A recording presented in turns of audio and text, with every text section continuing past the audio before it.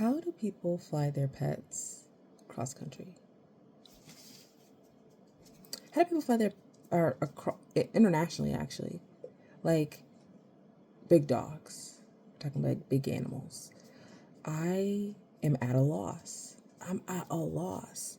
So I'm basically looking at American Airlines or AmeriJet, I think it's what it's called, for trying to ship my pet. There's basically two options that I feel like I have right now to ship my dog.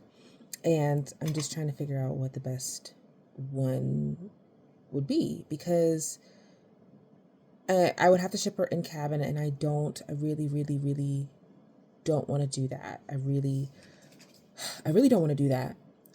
But I genuinely am just trying to figure out the logistics of, how we're going to coordinate.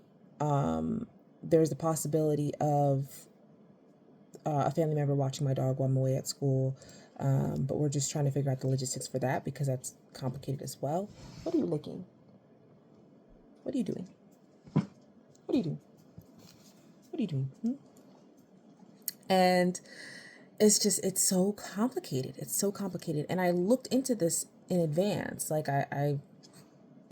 It's not like, oh, suddenly I'm leaving in like less than like a month and a half. Yeah, less than like a month and a half. And I'm just now looking into it. No, like I've looked into this like months ago, and I thought it was pretty straightforward, but apparently it's not. Apparently it is not. So it's just like trying to figure out like all the things is so, it's so stressful, and I don't know how to, I don't know how to do it. Like, thankfully, with the health certificate stuff, so if you didn't know, flying with a pet, you need like a health certificate. Depending on where you're going, you need like a rabies titer.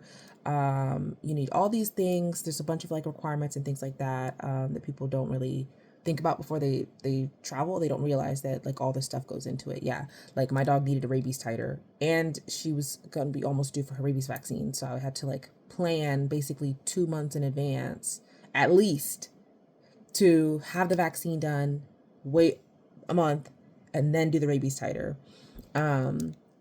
And yeah, it's just like a lot. And then making sure that she's up to date on vaccines. Like there are some required ones, but then, it's also just like making sure like my dog is up to date on all of the vaccines that she can get.